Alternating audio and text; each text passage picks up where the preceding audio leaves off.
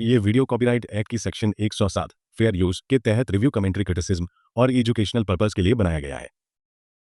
एक डंजन में काफी सारे लोग मरे पड़े थे। फिर हम एक लड़के को देखते हैं जो कि अकेला यहाँ पे बचा है और उसकी हालत भी काफी ज्यादा खराब है क्योंकि इसके सामने एक स्नेक मॉन्स्टर खड़ा होता है जो कि अगले ही पल इसके ऊपर अटैक कर देता है। ये लड़का उससे बचते हुए उसके ऊपर काफी सारे अटैक करता है, लेकिन इसके सारे अटैक यहाँ पे फेल हो गए थे। लेकिन ये फिर से उस पर अटैक करने वाला था, लेकिन ये मॉन्स्टर उसे दूर फेंक के मारता है जिससे इसकी हालत और भी ज्यादा खराब हो गई थी। लेकिन ये यहाँ पे हार मानने के लिए तैयार नहीं था और ये काफी खतरनाक अटैक इस स्नेक के ऊपर करता है जिससे इसकी तलवार भी आधी टूट गई थी और ये काफी दूर जाके गिरता है। तभी ये मॉन्स्टर इसका एक पैर भी खा लेता है और ये दोबारा से उस पर अटैक करता है, लेकिन इसके किसी भी अटैक का इस स्नेक पर कोई भी असर नहीं होता, उल्टा वो इसकी आधी बॉडी खा चुका था। फिर हम कुछ टाइम पहले का सीन देखते हैं जब अपना मेन कैरेक्टर सीओ जू होन एक बंदे के सामने खड़ा होता है और वो इससे ये कह रहा था ये मिशन किसी भी हालत में कंप्लीट हो जाना चाहिए, इसके बदले तुम्हें काफी अच्छा रिवॉर्ड मिलेगा। फिर हम दोबारा से डंजन में देखते हैं जहाँ पे बहुत सारे लोग मर चुके हैं और जू भी अपनी आखिरी सांसें गिन रहा होता है और वो चिल्ला के कहता है मैं ऐसे नहीं मरने वाला। अब ये स्नेक मॉन्स्टर उसे खाने ही वाला था, लेकिन तभी अचानक यहाँ पे टाइम रुक जाता है। जू को समझ नहीं आता कि आखिरकार यहाँ पे चल क्या रहा है और फिर इसे किसी की आवाज सुनाई देती है। क्या तुम मेरी आवाज सुन पा रहे हो? हाँ, तुम जो भी हो प्लीज मेरी हेल्प करो, इस स्नेक को मार डालो। क्या तुम्हें सच में लगता है कि मैं तुम्हारी हेल्प करूंगा? तुम्हारी हालत पहले ही खराब हो चुकी है। अगर मान लो मैंने तुम्हारी बात सुन के इसे हरा भी दिया तो तुम यहाँ से निकल भी नहीं पाओगे क्योंकि ये तुम्हारी जिंदगी का अंत है। मुझे तुम्हारे लिए बहुत ज्यादा बुरा लग रहा है, तुम काफी ज्यादा टैलेंटेड लड़के थे, लेकिन अपनी जिंदगी का अंत तुमने खुद किया है यहाँ पे आके। और जो ये कह रहा होता है ये सारा कुछ उस ताइजून की वजह से हुआ है। अगर मैं यहाँ से बच गया तो मैं कसम खाता हूँ मैं उसे मार डालूंगा। हाँ, तुम्हारी बातें इंटरेस्टिंग है तो ठीक है, मैं तुम्हें ऐसे मरने नहीं दूंगा। मैं तुम्हें एक और चांस देता हूँ, जाओ ट्रू किंग के सिंहासन को हासिल कर लो। तभी यहाँ पे ये क्रो उसके ऊपर एक लाइटनिंग फेंकता है जिससे इसकी बॉडी पूरी तरीके से रिकवर हो जाती है और अब ये एक नई जगह पर है और वो सोच रहा होता है कि उसके साथ क्या हुआ। एक क्रो ने उसकी मदद की, ये तो एक गॉड लेवल रेलिक है। तभी वो ध्यान देता है कि वो एक पुलिस स्टेशन में है और एक लेडी उस पर इल्जाम लगा रही होती है, इसलिए पुलिस वालों ने उसे यहाँ पे पूछताछ के लिए बुलाया होता है। जू को समझ नहीं आ रहा था क्या वो ये सपना देख रहा है या फिर सच में उसके साथ ये हो रहा है। और पुलिस वाले ये चीज लेकर काफी ज्यादा परेशान थे कि 2025 आ चुका है, लेकिन फिर भी ये न्यू ईयर पे अपने घर नहीं जा पा रहे हैं। जो ये सुनकर काफी ज्यादा शौक होता है कि वो 2025 में आ चुका है जो कि उसके करंट लाइफ के 15 साल पहले था। जो उस क्रो की बातों को याद करके अब खुश हो रहा होता है। तभी ये लेडी कहती है आखिरकार तुम किस बात के लिए खुश हो रहे हो? और तभी उसकी नजर उसके लड़के पर जाती है और फिर उसे समझ आने लगता है कि 15 साल पहले इस लड़के ने इसे बुली किया था और जू ने बस उसे धक्का दिया था। इस वजह से ये लेडी उसे यहाँ पे पुलिस स्टेशन ले आई थी और फिर वो याद करता है कि 15 साल पहले उसने इस सिचुएशन को कैसे हैंडल किया था और इसने उस टाइम इस लेडी के कहने पे अपने घुटनों में बैठ के उससे माफी मांगी थी। अब करंट में ये लेडी उसे काफी ज्यादा सुना रही होती है, लेकिन जो उसकी कोई भी बात नहीं सुन रहा था और जैसे ही वो उसे मारने वाली थी तभी अचानक वो इसका हाथ पकड़ लेता है और ये सब अपने आप हुआ होता है। सभी लोग ये देखकर हैरान थे। जो उस लेडी से कहता है क्या तुम्हें नहीं लगता कि ये कुछ ज्यादा हो रहा है? मैंने सुना था कि अमीर लोग पैसों की काफी ज्यादा घमंडी होते हैं, लेकिन फिर भी तुम यहाँ पे सेटलमेंट करने के लिए पैसे मांग रही हो। अब इसके बेटे को भी काफी ज्यादा गुस्सा आ गया था और वो जू पे अटैक कर देता है, लेकिन जू उसे उठा के नीचे पटक देता है और वो फील करता है कि उसकी बॉडी पहले से काफी ज्यादा लाइट वेट हो चुकी है और उसे समझ आने लगता है कि डंजन में जो कुछ भी हुआ ये सारा कुछ उसकी वजह से हो रहा है। और वो लड़का जो उसे ये कहता है अब तुम काफी बड़ी मुसीबत में आ गए हो लूजर। और फिर पुलिस वालों ने उसे पकड़ के जेल में डाल दिया था और वो लेडी भी अपना केस वापस लेने के लिए तैयार नहीं है, चाहे ये लोग कुछ भी कह ले। लेकिन अब कुछ नहीं बदलने वाला। जब एक बार इस दुनिया में रेलिक्स आ जाएंगे तो ये दुनिया लॉलेस वेस्टलैंड बन जाएगी। 2025 में काफी सारे अर्थक्वेक्स आए थे जिनकी वजह से यहाँ पे सारी जगह टॉम्स आ गए थे और उसके अंदर ऐसे रेलिक्स हैं जिनके बारे में सिर्फ हमने कहानियों में ही सुना है। असल में इमेजिन करना काफी ज्यादा मुश्किल है और एक कहावत है जिन स्टोरीज को सालों साल याद रखा जाता है तो उनके अंदर पावर आ जाती है और जिनको भी वो रेलिक्स मिले उनके अंदर काफी ज्यादा एबिलिटीज आ गई, इसलिए लोग अपनी एबिलिटीज को पाने के लिए टॉम्स के अंदर जाने लगे। मैं भी रेलिक को ढूंढने के लिए गया था, लेकिन मेरा जैकपॉट लगने की वजह से मुझे आर्कियोलॉजिस्ट रेलिक मिला, जिसकी वजह से मुझे टॉम्स और रेलिक्स के बारे बारे में काफी सारी इन्फॉर्मेशन मिली। मुझे लगा कि इसकी वजह से मैं अपनी लाइफ को चेंज कर पाऊंगा, लेकिन उसी के बाद से सारा कुछ चेंज हो गया, क्योंकि टीकेपीएम नाम की एक कंपनी ने सारे टॉम्स पे कब्जा कर लिया और कोई भी अंदर नहीं जा सकता था। और इस कंपनी का मालिक और कोई नहीं बल्कि ताइजून ही था। और वो लोता एक ऐसा इंसान बन चुका था जो कि टॉम के अंदर से रेलिक्स निकाल सकता है। और जैसे कि मेरे पास आर्कियोलॉजिस्ट की नॉलेज थी, तो उस कंपनी ने मुझे हायर कर लिया और ताइजून ने मेरे से अपने सारे डर्टी काम कराए, जिसमें स्मगलिंग, थेफ्ट, स्पाइंग और टॉम राइडिंग भी शामिल था। मैंने उन टॉम्स को भी लूटा जो कि गवर्नमेंट के अंडर आ रही थी। फिर मैंने उन रेलिक्स को स्मगल किया, जिस वजह से ताइजून काफी ज्यादा अमीर बन गया। पर किसी को भी ये चीज पसंद नहीं थी। मैंने ताइजून का डॉग बनना पसंद किया। मैंने उसकी हर बात मानी और उनकी जो भी गालियां थी वो मैंने सुनी। लेकिन बाद में मुझे पता लगा कि ये सारा कुछ एक ट्रैप था और मैं भी वापस आ चुका हूँ। लेकिन एक बार अगर यहाँ पे रेलिक्स आ गए तो कोई भी लॉ नहीं बचेगा। इसलिए मुझे कुछ टूल्स चाहिए होंगे जिससे मैं पहले ही टॉम की खुदाई शुरू कर सकूं। उसके इतना कहते ही यहाँ पे एक विंडो अपीयर होती है। जो को लगता है कि शायद उसके दिमाग पे चोट लगी है, लेकिन वहाँ पे एक चीज लिखी हुई आती है कि वो एक ऐसा थीफ है जो कि शॉवल का इस्तेमाल भी नहीं कर सकता। और जो समझ गया था कि ये सारा कुछ रेलिक्स करवा रहे हैं, वो स्क्रो को सामने आने के लिए कहता है। तभी उसके सामने एक विंडो अपीयर होती है जिसमें उसे पता लगता है कि उसका स्पाई लेवल F है और वो अपनी इसी स्किल से 1 मीटर के अंडर एरिया में किसी भी चीज को डिटेक्ट कर सकता है। उसे ये देखकर काफी ज्यादा गुस्सा आता है, या ये लोग मुझे गेम का एक प्लेयर समझ रहे हैं। तभी उसके सामने एक और विंडो आती है जिसपे ये लिखा होता है, तुम्हें टॉम राइडर की चारों स्किल्स को अनलॉक करना होगा ताकि वो इन हिडन स्किल्स की मदद से फुल फ्लैज एक टॉम राइडर बन सके। तभी एक पुलिस वाला आकर उससे ये कहता है, अबे ओए, अपने आप में क्या बड़बड़ा रहा है, क्या तूने पिया है? जो को ये समझ आ गया था कि ये पुलिस वाला ये सारा कुछ नहीं देख सकता, और उसे ये भी समझ आ गया था कि वो अपनी पुरानी रैली की पावर को इस्तेमाल कर सकता है, जिसकी मदद से वो अपने 1 मीटर के दायरे में किसी भी चीज को डिटेक्ट कर सकता है। अब जो के सामने क्वेस्ट होता है जिसमें उसे 4 पावर को हासिल करना है, जिसमें से 1 पावर उसके पास है, बाकी 3 रेलिक्स को उसे और ढूंढना होगा। इसे समझ नहीं आ रहा था कि आखिर वो क्रो इससे क्या चाहता है। अब क्योन वो नाम का एक बंदा उसे छुड़वाने के लिए आ गया था। जो उसे थैंक्स बोलता है। क्योन को यकीन नहीं हो रहा था कि जो उसे थैंक्स बोल रहा है। असल में क्योन वो एक डिटेक्टिव है और उसने जू की तब देखभाल की थी जब जू के पास कोई भी नहीं था।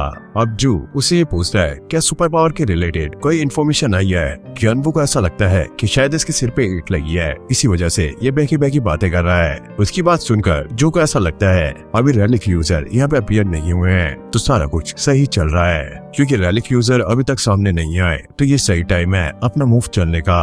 और जो सबसे पहले टॉम अपीयर हुए थे वो अमेरिका और यूरोप में हुए थे, लेकिन वहाँ जाने के लिए इसके पास बिल्कुल भी पैसे नहीं है। फिर वो एक गली में जाता है जहाँ पे कुछ गुंडे उसका इंतजार कर रहे होते हैं। ओए लल्लू, तू काम पे जाने की बजाय यहाँ पे क्या कर रहा है? जो उन्हें देखकर काफी ज्यादा खुश होता है क्योंकि उसके पैसों का बंदोबस्त बस होने ही वाला है। और जो को याद होता है कि इसने पहले इनके लिए काफी ज्यादा काम किया था, इन लोगों ने उसका बहुत ज्यादा फायदा उठाया और इन लोगों ने उसे कुत्ते की तरह ट्रीट किया था। तभी इनका साथी सामने आ जाता है। जो उसके एक थप्पड़ लगा के उसे साइड कर देता है। वो इनसे कहता है, मैंने अपनी जॉब से रिजाइन कर दिया है, इसलिए मुझे अपना सारा पे आउट चाहिए। तभी इनका लीडर पाप उस पर हमला करता है, लेकिन जू उसकी भी बैंड बजा देता है। अब बाकी खड़े हुए लोग ये सोच रहे होते हैं कि वो एक साथ मिलकर उस पर अटैक करेंगे और फिर वो एक एक करके इन सबको धो देता है। और वो समझ गया था कि भले उसके पास 15 साल की स्किल्स हैं, लेकिन उसकी स्ट्रेंथ काफी ज्यादा कम है, तो इसलिए उसे इस फाइट को जल्दी ही खत्म करना होगा। तभी पाक एक चाकू निकाल लेता है। उसका साथी उसे रुकने के लिए कहता है, लेकिन वो अटैक करने के लिए जा रहा होता है। और जो ये देखकर समझ गया था कि ये चाकू एक रैलिक है, लेकिन ये इस लूजर के पास क्या कर रहा है। फिर हमें पता लगता है कि कई रैलिक छुप के इंसानों के बीच में रहते हैं, लेकिन आज ये रैलिक खुद जो के सामने आ चुका है। पाक ने जो पे अटैक कर दिया था, लेकिन जो उसको पकड़ के गोल गोल घुमा देता है और उसी का रैलिक उसके ऊपर रख देता है। यह देखकर पाक के दोस्त काफी ज्यादा डर गए थे।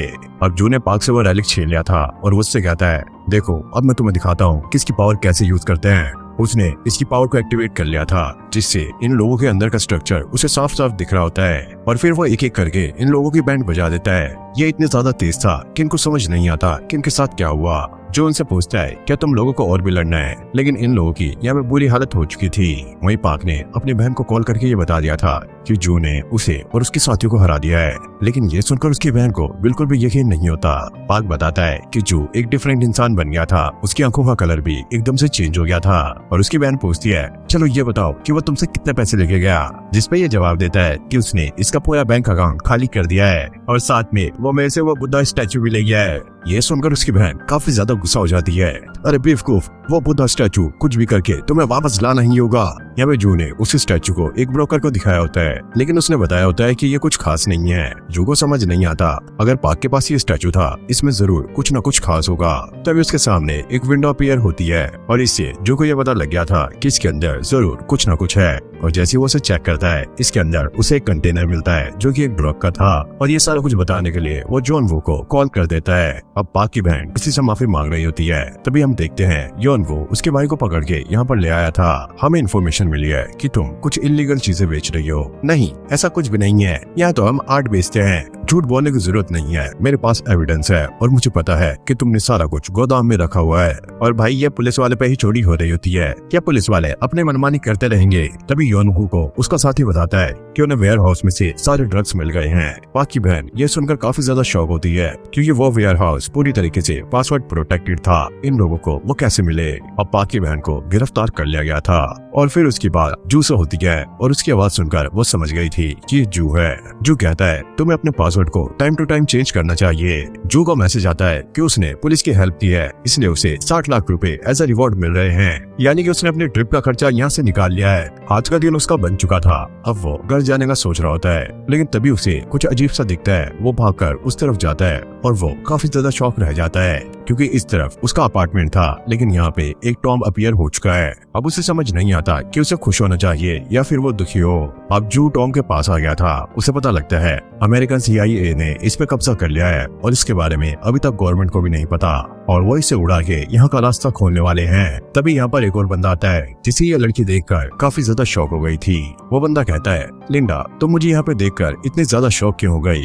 और CIA की एजेंट ये कहती है मैं भी यही जानना चाहती हूँ, Republic bank of exhibition team का मेंबर यहाँ पे क्या कर रहा है? और वो कहता है कोई USA का बंदा मेरे से ये पूछे कि यह सवाल कुछ सही नहीं लग रहा है। और वो कहती है तुम एक बहुत बड़े चोर हो, हाँ तुम्हें इस चीज का ध्यान रखना चाहिए, वरना वो रेलिक तुम्हारे हाथों से निकल जाएगा। और जू दूर खड़ा हुआ ये सोच रहा होता है ये दोनों बंदे यहाँ पर आ गए हैं, अब बहुत बड़ी गड़बड़ हो सकती है। ये लोग टॉम को उड़ाने का सोच रहे हैं। लगता है इन्हें पता नहीं कि टॉम को कैसे हैंडल किया जाता है, और ये चीज उसके लिए एक काफी अच्छा मौका हो सकता है। तभी उसके सामने टॉम क्लिप्स आ जाता है। ये रेलिक्स की एक लैंग्वेज है जिसके अंदर टॉम्स के बारे में सारा कुछ लिखा होता है, जैसे कि टॉम का एंट्रेंस कहाँ पर है और कहाँ पर ट्रैप्स हैं। और जू जैसे उन्हें पढ़ने का ट्राई करता है, उसकी लिंग्विस्टिक स्किल एक्टिवेट हो जाती है और उसकी ग्लिप्स की अंडरस्टैंडिंग भी काफी ज्यादा बढ़ चुकी है। यानी कि टॉम राइडर की जो बेसिक स्किल्स होती हैं, उसमें से उसने 2 कंप्लीट कर लिए हैं और अब 2 ही बाकी हैं। जिसके बाद वो टॉम के एंट्रेंस पे जाके रेलिक्स उस पर अटैक कर देता है, जिससे यहाँ पर एक काफी बड़ा पोर्टल खुलने लगता है। और बाहर जो औरत और आदमी खड़े थे वो भी ये चीज देखकर काफी ज्यादा शॉक होते हैं और वो उस पोर्टल की तरफ जाके वहाँ पे छलांग लगा देते हैं। अब जू अपने लाइटर की मदद से सारी चीजें फॉलो करता है और वो एक पॉन्ड के पास पहुंच गया था और यहाँ पर इस टॉम का रेलिक था। वो अपने हाथ वाले रेलिक को पॉन्ड के अंदर फेंक देता है, जिससे यहाँ पे एक स्नेक मॉन्स्टर सामने आ जाता है और वो कहता है देखो लगता है कोई मुझसे मिलने आया है, तुमने अपने रेलिक को मेरे पॉन्ड में गिरा दिया है, तुम तो सच में काफी ज्यादा केयरलेस हो। चलो बताओ इनमें से तुम्हारा नाइफ कौन सा है, ये सिल्वर वाला या फिर ये गोल्ड वाला? और जो बताता है इस रेलिक को गोल्ड सिल्वर एक्स कहा जाता है। इसके बारे में भी हमने कहानियों में काफी बार पढ़ा है, जिसमें एक लकड़हारा अपने एक्स को पानी में गिरा देता है और सच बोलने पर उसे वहाँ पे 2 एक्स मिलती हैं, जो कि गोल्ड और सिल्वर की होती है, और सच बोलने पर उसे ये दोनों रिवॉर्ड में मिलती हैं। स्नेक बोलता है बताओ इनमें से कौन सा नाइफ तुम्हारा है? और जो भी यहाँ सच बोलता है कि इनमें से कोई भी नाइफ मेरा नहीं है। और स्नेक कहता है सच में तुम बहुत ज्यादा ऑनेस्ट हो, शायद ये नाइफ तुम्हारा हो सकता है। और जो सोचता है ये सारा कुछ कहानी की तरह चल रहा है, लेकिन ये इतना भी ज्यादा आसान नहीं हो सकता। और जो बोलता है कि मुझे पास आकर इसे चेक करना होगा, और जैसे वो इसे चेक करता है वो सांप का जबड़ा इससे काट डालता है। स्नेक यहाँ पे चिल्ला रहा होता है बेवकूफ ये तुमने क्या किया? मैंने ये इसलिए किया क्योंकि मुझे तुम पर बिल्कुल भी यकीन नहीं है, इसकी कोई भी गारंटी नहीं थी। अगर मैं इसे कंप्लीट करता तो तुम मुझे रिवॉर्ड देते, और अगर मुझे रिवॉर्ड में वैक्स मिल भी जाती तो इससे मैं एक पागल मर्डरर बन जाता। स्नेक बोलता है कि तुम्हें इसके बारे में कैसे पता लगा? और वो कहता है कि मैंने इसके बारे में न्यूज में पढ़ा था कि गोल्ड सिल्वर एक्स के रेलिक ने उसके यूजर को पागल बना दिया था। अब उस स्नेक ने जू पे अटैक कर दिया था। जू उससे बच जाता है और जैसे वो स्नेक दोबारा से उस पर हमला करता है, जू ने इस बार उस नाइफ को उसके सर में घुसा दिया था। चलो बहुत हुआ, अब अपनी हार मान लो। और स्नेक कहता है क्या तुम्हें सही में लगता है कि तुम ऐसे मुझे कंट्रोल कर सकते हो? जिस पर वो कहता है अब मैं डोमिनेंस का इस्तेमाल करने वाला हूँ, अगर तुम मुझे रोक सकते हो तो रोक लो।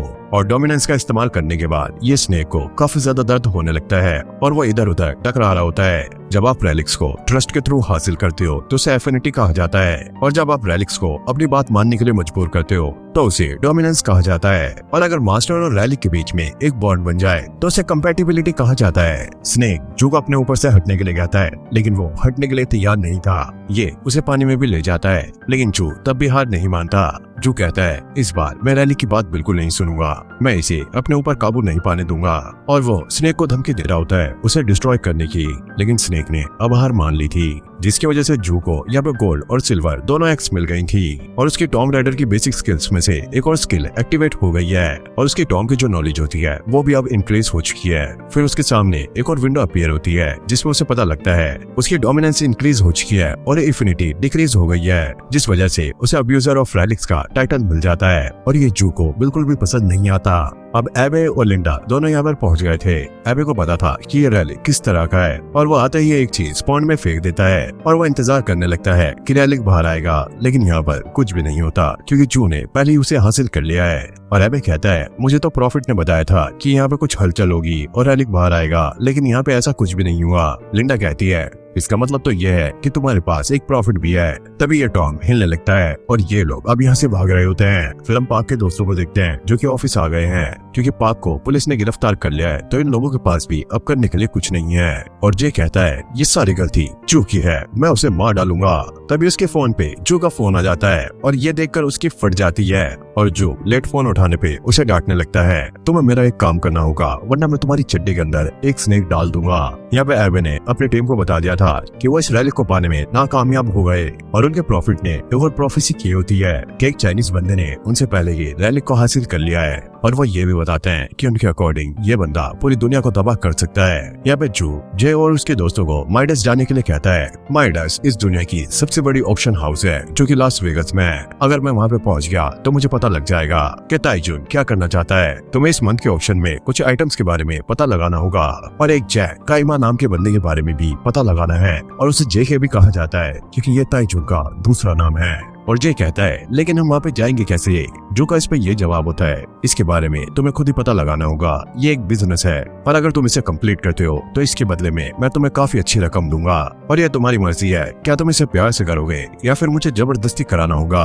और अगले दिन जू रेलिंग हंटिंग पे जाने के लिए तैयार हो गया था, और जू जाते हुए एबे से टकरा जाता है और उसे याद आ जाता है कि ये बंदा वही है जिसे टॉम के पास इसने देखा था, और वो समझ जाता है कि अगला रेलिक यहीं पे अपीयर होने वाला है, क्योंकि इस जगह किसी के पास एक प्रोफेसी रेलिक है, उसकी मदद से शायद इसे पता लग गया है, और शायद इसके पास भी एक रेलिक है, लेकिन ये बेवकूफ अपना ऑरा छुपा नहीं रहा है। अब जू से इग्नोर करके यहाँ से जाने लगता है। एबे उस पर काफी ज्यादा चिल्लाता है तो जू उसके मुंह पे ही बियर खोल देता है। इससे एबे को और भी ज्यादा गुस्सा आने लगता है, लेकिन जू उससे माफी मांगता हुआ उसके रेलिक को चुरा लेता है। उसे यहाँ पे उसकी आईडी भी दिख गई थी। एबे सोचता है कि उसकी असलियत बाहर आ जाएगी, लेकिन तभी यहाँ पे अर्थक्वेक आने लगता है, जिसके बाद जू यहाँ से निकल गया था। एबे के पास उसी प्रॉफिट का फोन आता है और वो बताता है प्रोफेसी के हिसाब से जिसके पास वो दोनों रेलिक हैं वो अभी तुम्हारे पास ही था और तुम्हें बियर से बच के रहना चाहिए।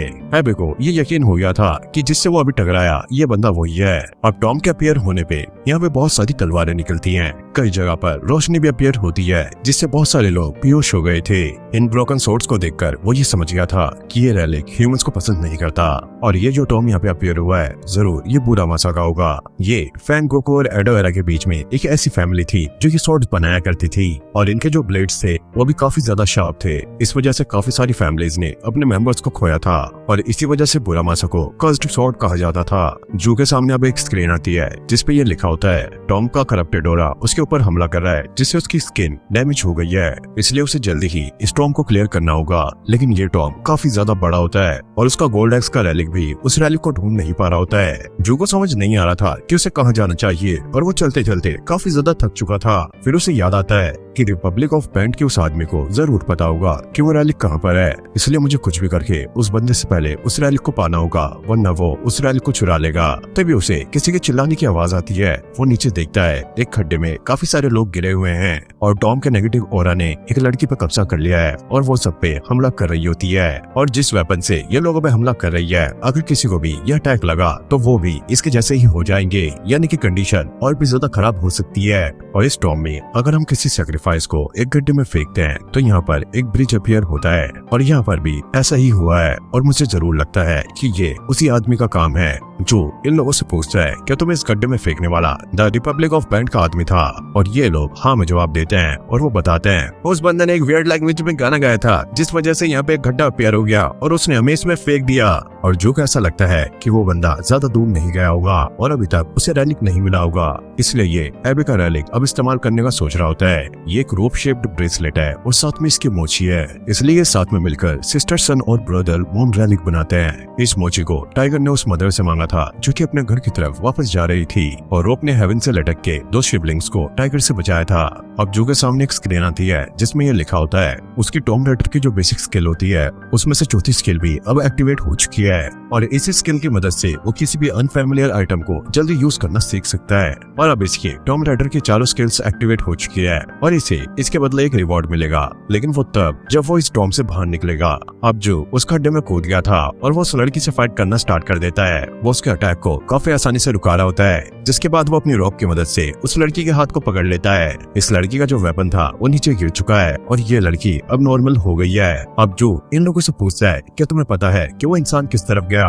एक बंदा बताता है कि वो ब्रिज को क्रॉस करके एक केव की तरफ गया है। जो ये समझ गया था प्रोफेसी ऑफ रैलिक की मदद से उसे सारे रैलिक्स के बारे में पता लग रहा है और जू ने अब इस लड़की को भी रिलीज कर दिया था और वो इन लोगों से कहता है कि तुम्हें मेरी मदद करनी होगी। फिर हम एबे को देखते हैं जो कि प्रोफेसर की सारी बातों को फॉलो करके उस ब्रिज के ऊपर चल रहा होता है और उसे पता लगता है नीचे वाले गड्ढे में ही वो रैलिक पड़ा है, जिसके बाद वो नीचे आ गया था। चलो इस रैलिक को ढूंढा जाए, एक बार मुझे पूरा मासा का वो रैलिक मिल जाए, फिर मैं उन सभी विटनेस को ठिकाने लगा दूंगा जिन्हें मेरी असलियत के बारे में पता है, और उसके बाद मैं उस चोर को भी नहीं छोड़ूंगा जो कि सारे रैलिक्स चुरा रहा है। और फिर वो सारी ब्रोकन स्वॉर्ड चेक करने लग जाता है क्योंकि रैलिक यहीं कहीं हो सकता है। लेकिन जो सभी को लेकर यहाँ पर पहुंच गया था और वो लोग मिलकर इसे काफी बुरी तरीके से मारने लगते हैं। जू हंस रहा होता है और उसके हाथ में गोल्ड रैलिक होता है और जू के हाथ में गोल्ड एक्स का रैलिक देखकर एबे ये समझ गया था कि इन सब के पीछे यही बंदा है और जो उस पर हंसने लगता है। अरे तुम तो एक नंबर के बेवकूफ हो, मेरे से आगे होकर भी तुम उस रैलिक को नहीं ढूंढ पाए। जिसके बाद वो अपने गोल्ड एक्स रैलिक का इस्तेमाल करता है और उसकी पावर की मदद से वो बुरामासा की स्वॉर्ड को आसानी से ढूंढ लेता है।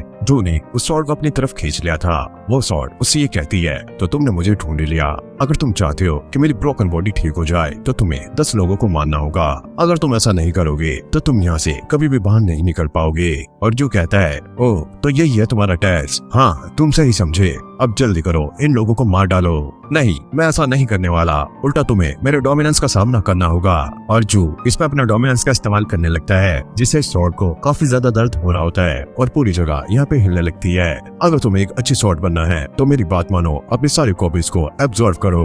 दर्द की वजह से बुरामासा को उसकी बात माननी पड़ती है। उसने अपनी सारी कॉपीज को एब्जॉर्ब कर लिया था जिससे यहाँ पे एक काफी तेज रोशनी निकलती है और बुरामासा पूरी तरीके से रिस्टोर हो चुकी है। सभी लोग ये देखकर काफी ज्यादा घबरा गए थे और एबे को भी इस चीज पे यकीन नहीं हो रहा था कि जो ने इस रैलिक को भी उससे छीन लिया है। अब जो सबको रस्सी की मदद से यहाँ से बाहर निकाल रहा होता है, एबे भी टाइम देखकर यहाँ से खिसक रहा होता है, लेकिन जो उसे रुका लेता है, तुम्हें यहाँ से जाने की जरूरत नहीं है। और एबे कहता है अरे यार प्लीज तुम ऐसा मेरे साथ मत करो, तुम्हें ये रैलिक मिल चुका है, अगर तुम मेरे साथ काम करना चाहते हो तो मैं गवर्नमेंट से तुम्हें अच्छे पैसे दिलवा सकता हूँ। और वो कहता है कि उनके पास एक प्रोफेसी रैलिक भी है। जो कहता है लेकिन उसे वही यूज कर सकता है जिसके पास वो रैलिक हो। एबे कहता है तुम उसकी चिंता मत करो, इस कंपनी का नाम PKBM कॉर्पोरेशन है, तुमने इसके बारे में जरूर सुना होगा। इस कंपनी का नाम सुनकर जू को अपना पास्ट याद आता है और वो इसे लात मारकर यहाँ से निकल लेता है और जाते जाते वो स्टॉर्म को भी सील कर देता है और एबे अंदर ही फंस के मर चुका है। अब न्यूज में बुरामासा के टॉम के बारे में बात चल रही होती है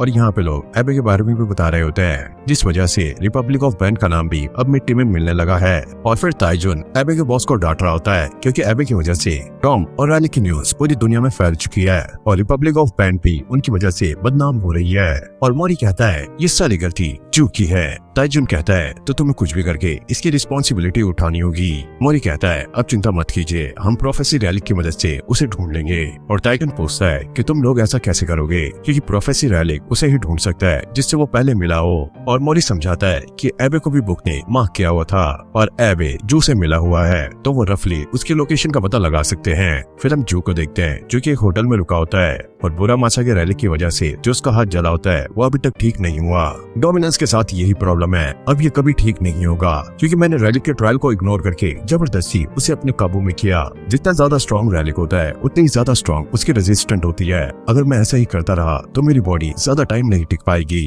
क्योंकि अब इसने टॉम राइडर की चारों बेसिक स्किल्स को एक्टिवेट कर लिया है। तो इस वजह से उसे एक रिवॉर्ड मिला होता है। सबसे पहले उसे डोमिनेंस और एफिनिटी में से एक सिलेक्ट करने के लिए कहा जाता है, और जो यहाँ पे डोमिनेंस सेलेक्ट करता है उसे उसका रिवॉर्ड मिल चुका है, लेकिन सामने उसे कुछ भी नहीं दिखता। उसे समझ नहीं आता कि आखिरकार उसके साथ क्या हुआ, और वो इधर उधर चेक करने लग जाता है। जिसके बाद वो अपनी जेब भी चेक करता है, जिसमें से उसे एक कंज्यूमेबल रैलिक मिलता है। उसे ऐसा लगता है कि इसे खा लेना चाहिए। उसे खाने के बाद जू के हाथ पे जो घाव होता है वो बिल्कुल ही ठीक हो चुका था, और अब उसे एक टॉलरेंस नाम की एबिलिटी मिल चुकी है। और वो सोच रहा होता है ये एबिलिटी तो काफी ज्यादा कमाल की है, अगर ये पॉइजन को न्यूट्रलाइज कर सकती है तो ये इसके काफी ज्यादा काम आएगी। जू के सामने एक विंडो आ गई थी। उसे ये पता लगता है एज ग्रेट प्रोफेसर रैलिक उसके फ्यूचर को रीड कर रहा है, और फिर बताते हैं जो लैंग की फ्यूचर गाइड को एंशिएंट टाइम में लिखा गया था, और ये रैलिक टॉम्स को क्रिएट नहीं करता बल्कि ये अपने ओनर्स को खुद चुनता है। और इस बार सकाकी को उसने अपना ओनर चुना, और जब रिपब्लिक ऑफ बैंड को इसके बारे में पता लगा तो उन्होंने सकाकी को अपना सपोर्ट दिया ताकि वो उसका फायदा उठा सके। और सकाकी ने कभी भी पढ़ाई के बारे में चिंता नहीं की, इस वजह से वो उस बुक को काफी मुश्किल से पढ़ पाती थी। और इसी वजह से जब प्रोफेसर रैलिक का एक स्ट्रॉन्ग यूजर सामने आता है तो ससाकी को वहाँ पे मार दिया जाता है।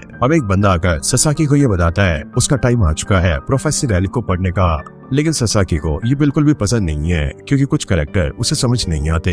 ये बंदा कहता है जो कैरेक्टर तुम्हें समझ नहीं आ रहे हैं तुम उन्हें दूसरी नोटबुक में लिख सकती हो, फिर हम ट्रांसलेट करके उनका मतलब देख सकते हैं। लेकिन ससाकी काफी ज्यादा डर गई थी, क्योंकि उसके अंदर लिखा था कि ससाकी जल्द ही मरने वाली है। फिर हम जू को देखते हैं जो कि रेस्टोरेंट में बैठा होता है, और उसने एक नोटबुक में काफी बार लिखा होता है कि ससाकी मरने वाली है।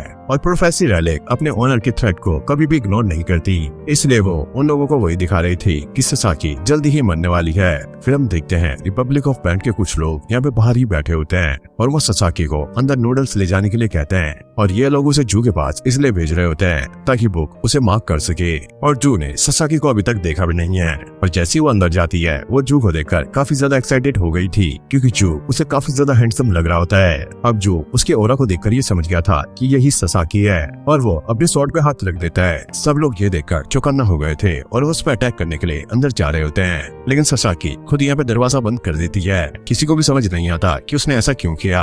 अब ससाकी उसे टाइप करके ये कहती है कि जू उसे काफी ज्यादा हॉट लगा है और वो उसके साथ डेट पे जाना चाहती है। और जू सोचता है अब यार ये कौन सा टाइम है यहाँ पे फ्लर्ट करने का, लेकिन ये मौका उसके पास खुद चल गया है तो वो इसके लिए हाँ कह देता है। और फिर एक धमाकेदार एंट्री के बाद ये लोग यहाँ से निकल जाते हैं। अब ये लोग बाहर आ गए थे, लेकिन जू उन लोगों की बुराई कर रहा होता है, क्योंकि उन लोगों ने ससाकी को आगे भेज दिया, इससे वो खतरे में भी आ सकती थी। ससाकी भी इस बात से एग्री करती है। जू कहता है तुम टेंशन मत लो, हम दोनों मिलकर उनकी बैंड बजा देंगे।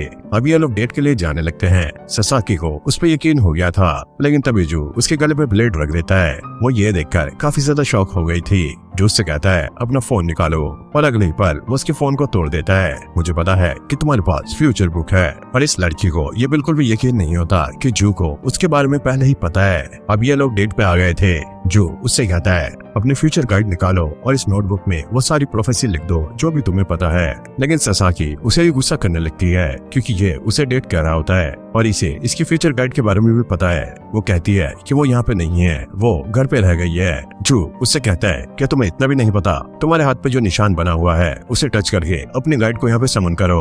और वो ऐसा ही करती है। गाइड यहाँ पर आ गई थी और वो सारा कुछ लिख रही होती है। जू उसे जल्दी लिखने के लिए कहता है, लेकिन वो थक गई थी। वो कहती है अगर तुम चाहो तो मैं ये तुम्हें दे सकती हूँ, जिस पे जू ये कहता है अगर मुझे ये यूज करना आती तो मैं पहले ये कर लेता, इसलिए तुम्हें ये जल्दी ही करना होगा।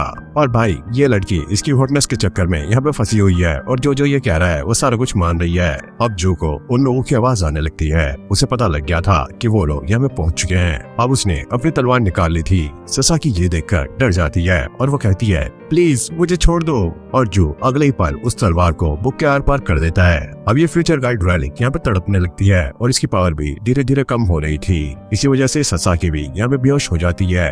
अब जू के सामने एक विंडो आती है और उसे एक नया टाइटल मिला होता है, क्योंकि इसने एक रैलिक को डिस्ट्रॉय किया है तो इसे वायलेट रैलिक डिस्ट्रॉयर का एक टाइटल मिला होता है। इससे इसकी डोमिनेंट इंक्रीज हो गई है और एफिनिटी डिक्रीज, और साथ में जो रैलिक को सेंस करने वाली पावर थी वो भी काफी ज्यादा बढ़ चुकी है और उसे जायंट हंटर वाली स्किल भी मिली होती है। तभी हम देखते हैं वो लोग यहाँ पे पहुंच चुके हैं और उनमें से एक बंदा उस बुक को देखकर काफी ज्यादा शॉक हो गया था क्योंकि वो डिस्ट्रॉय हो चुकी है। गुस्से में आके ये बंदा अपने सोल्जर से उस पर अटैक करने के लिए कहता है। तभी जू एक कंज्यूमेबल रैलिक यहाँ पे बाहर निकालता है और उसे फेंक कर यहाँ से गायब हो जाता है। इस रैलिक को एक ही बार यूज किया जा सकता है। इसके अंदर से बहुत ही अच्छी स्मेल आ रही होती है। इन लोगों का मन ऐसा कर रहा होता है कि इसे ये खा ले और इसीलिए ये इसे खाने के लिए आपस में लड़ रहे होते हैं। वहीं जू ने लास वेगास के लिए एक फ्लाइट ले ली होती है और वो नोट्स पढ़ रहा होता है जो कि सासाकी ने लिखे थे और इसमें उसे वो चीज मिल जाती है जिसे वो ढूंढ रहा था और ये ग्रेट एंटोनमेंट होता है। ये कि ऐसी ग्रेट कैलेमिटी थी जिसने पूरी दुनिया को एक ग्रेट टॉम में कंज्यूम कर लिया था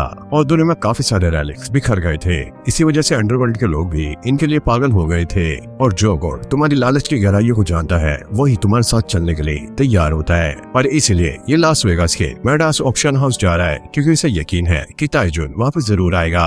और इसके कहने पे जे ने उन सारे लोगों के नाम निकाल दिए हैं जिनके नाम जे और के से स्टार्ट होते हैं और यहाँ पे वो इस ऑक्शन में आने वाले हैं। और जो को ये कंफर्म हो जाता है कि ताइजुन यहाँ पे पहुंच चुका है और जरूर यहाँ पे कोई काफी खतरनाक रैलिक की ऑक्शन होने वाली है।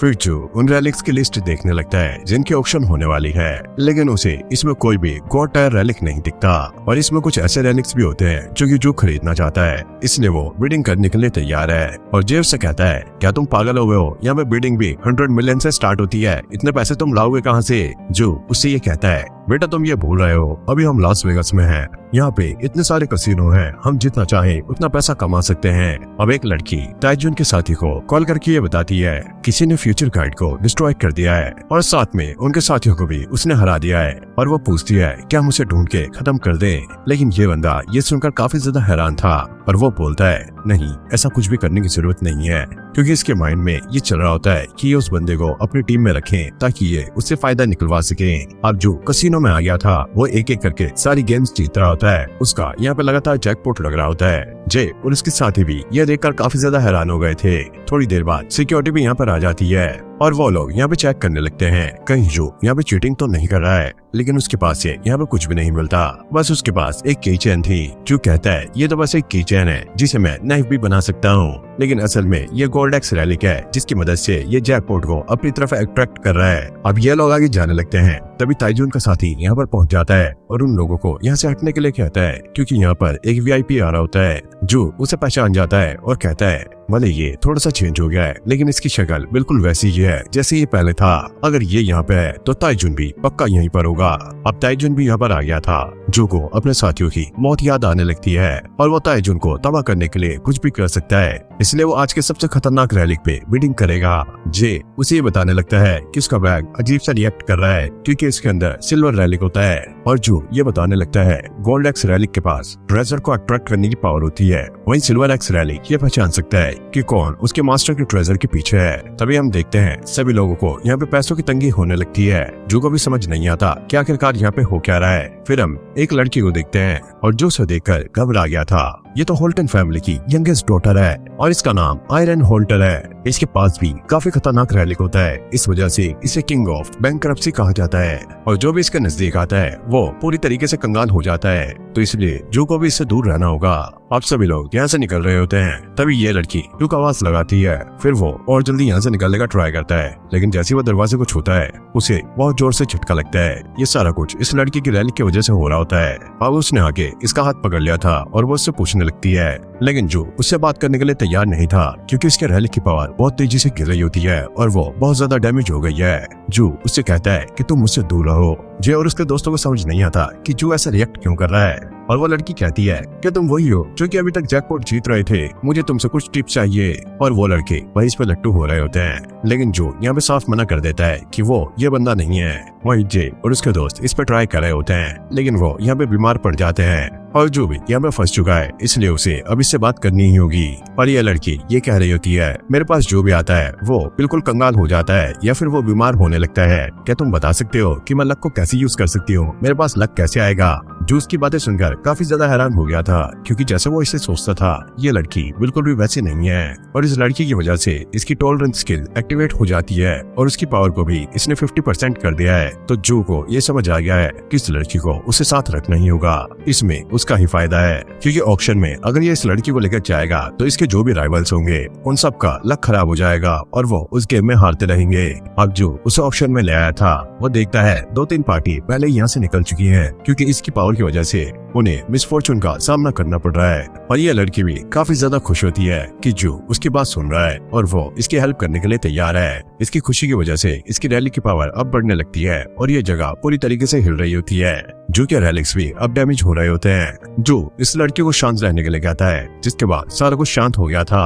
अब ऑप्शन स्टार्ट हो गया था, लेकिन दो बंदे आपस में लड़ रहे होते हैं और ये सारा कुछ इस लड़की की पावर की वजह से हो रहा है। और जू इसे खुश करने के लिए इससे वो बात करने लगता है जो ये करने के लिए आई थी। इस वजह से इसकी रैली की पावर अब बढ़ने लगती है और इसी वजह से सभी पर इसका असर हो रहा होता है। लेकिन ताइजुन पे ऐसा नहीं होता, शायद इसकी डोमिनेंस इससे ज्यादा है, इस वजह से ये शांत बैठा है और ये शायद कुछ ऐसे स्पेशल रैली खरीदना चाहता है जो कि जू के भी कोई काम के नहीं होंगे। लेकिन वो भी बंदा स्मार्ट है, वो इनके पैसों को बढ़ा रहा है बार बार बोली लगाकर। लेकिन जू को समझ नहीं आ रहा था कि वो जिस रैली के लिए आया है आखिरकार वो कहाँ पर है।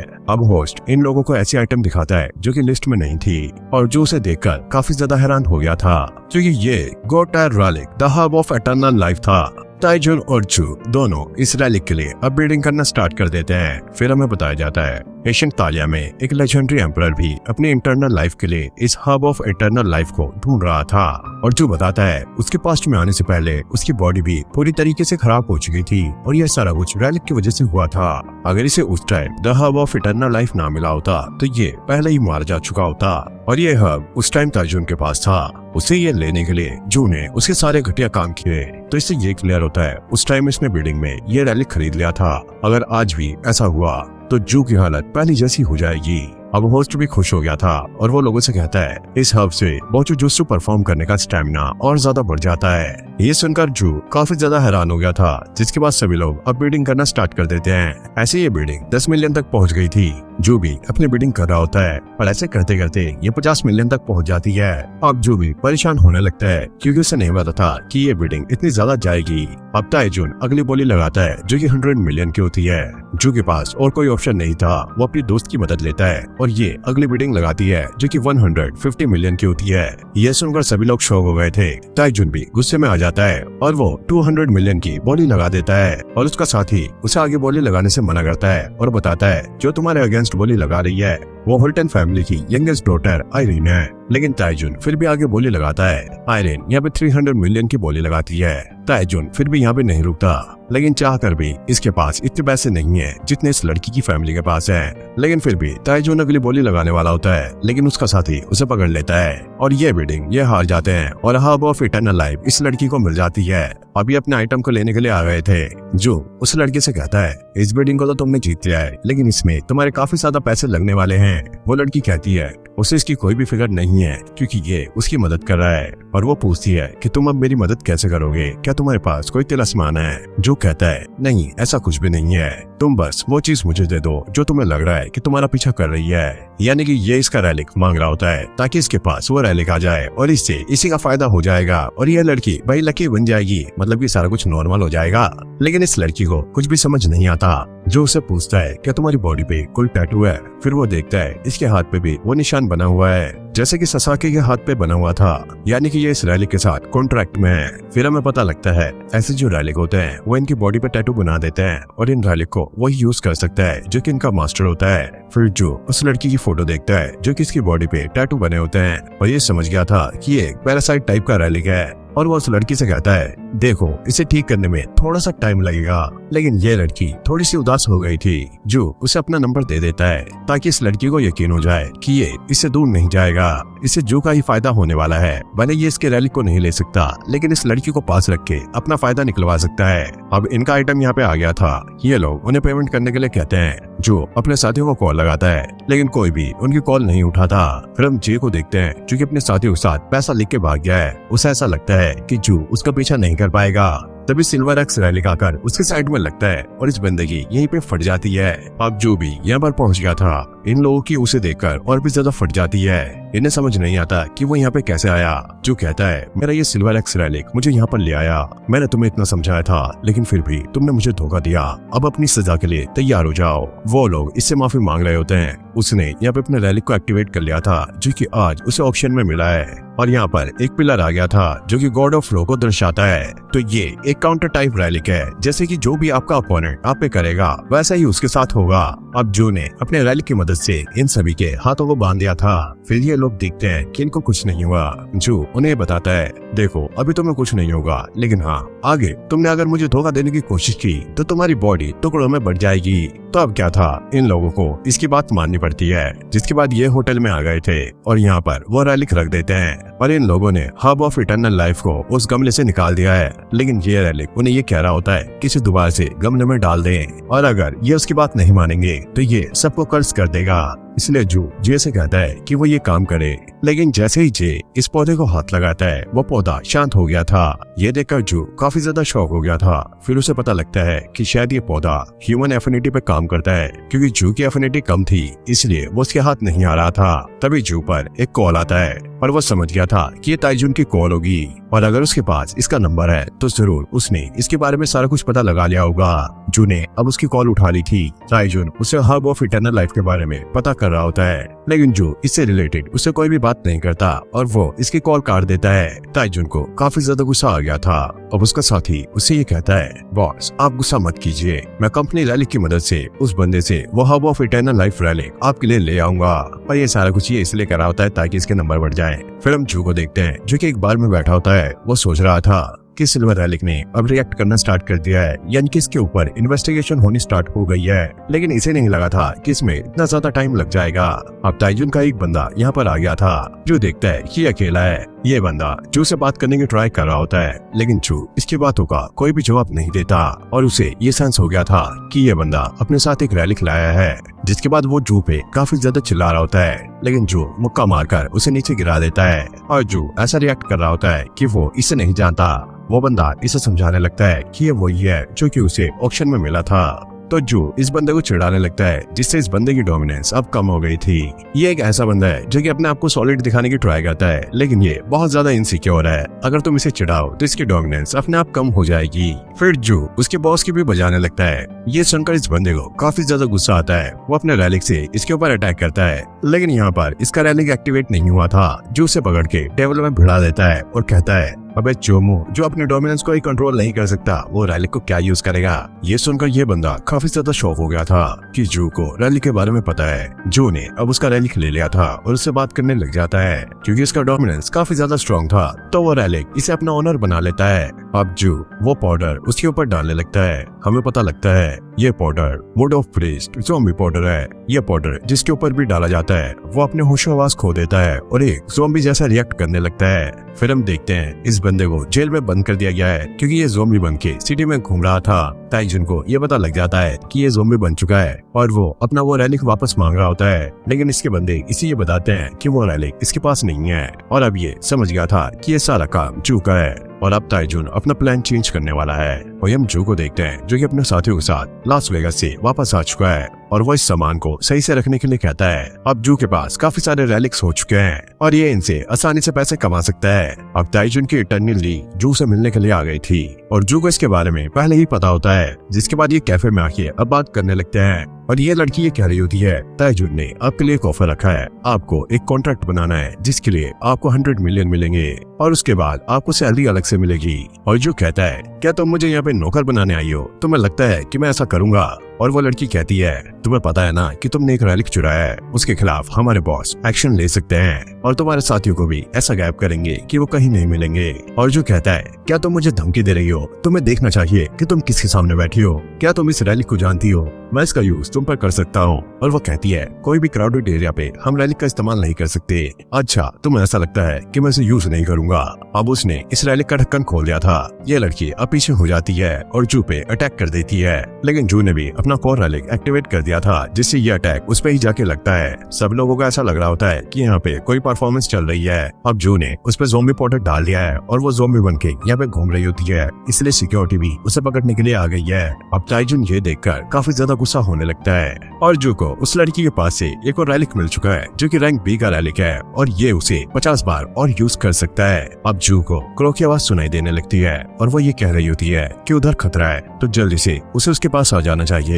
लेकिन जू को ये बिल्कुल भी पसंद नहीं है कि कोई रैलिक उसे ऑर्डर दे और जे और उसके साथियों को भी कुछ भी समझ नहीं आ रहा होता है क्योंकि उन्हें इसकी आवाज नहीं सुनाई देती। वोकरो इसे वार्न करती है, लेकिन जो उसकी बातों को इग्नोर कर देता है। तभी हम देखते हैं ताइजुन उससे मिलने के लिए खुद यहाँ पर आ गया था। जे उससे बात करने के लिए आगे जाता है, लेकिन ताइजुन अपनी पावर से उन्हें बिजली के झटके देने लगता है। ताइजुन ने इन लोगों की काफी ज्यादा बैंड बजा दी थी। तभी जू अपना नाइफ निकाल के उसके गले पे लगा देता है। अब ताइजुन जू की काफी ज्यादा तारीफ करता है, क्योंकि उसे भी रैलिक के बारे में काफी अच्छी नॉलेज है, जिसके बाद वो अपना डोमिनेंस और ज्यादा दिखाने के लिए उन लोगों पे इस्तेमाल करता है।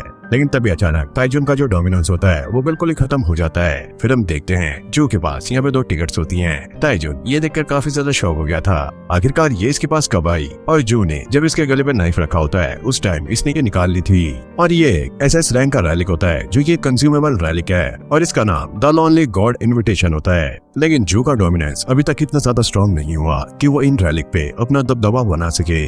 फिर ताइजुन अपनी पावर से इसे डराने लगता है। जो ये सोच रहा होता है क्या सच में ये मेरे ऊपर अटैक करने वाला है। और ताइजुन ने यहाँ पे एक आर्मर रैलिक भी पहना होता है, इसलिए जो चाहकर भी उसका कुछ नहीं बिगाड़ सकता। जो कहता है तुम क्या चाहते हो कि पूरी दुनिया को पता लग जाए कि रैलिक्स क्या होते हैं। जिस पर ताइजुन का जवाब ये रहता है तुम उसकी चिंता मत करो, मैं सारा कुछ संभाल लूंगा, लेकिन उससे पहले मैं तुम्हें खत्म करूंगा। और फिर ताइजुन अपने डोमिनेंस का इन लोगों पे इस्तेमाल करता है। जो भी इससे नहीं बच पाता। तभी हम देखते हैं वो क्रो यहाँ पर आ गई थी और वो ताइजुन से कहती है तुम 1 नंबर के बेवकूफ हो, तुम्हें ऐसा नहीं करना चाहिए। वो जैगल और टॉक वाले रैलिक यहीं पर है, अगर तुम अभी नहीं रुके तो वो जाग जाएंगे। और ताइजुन कहता है अगर ऐसा है तो ये काफी अच्छी न्यूज है, मुझे उनको ढूंढने के लिए कहीं और नहीं जाना पड़ेगा।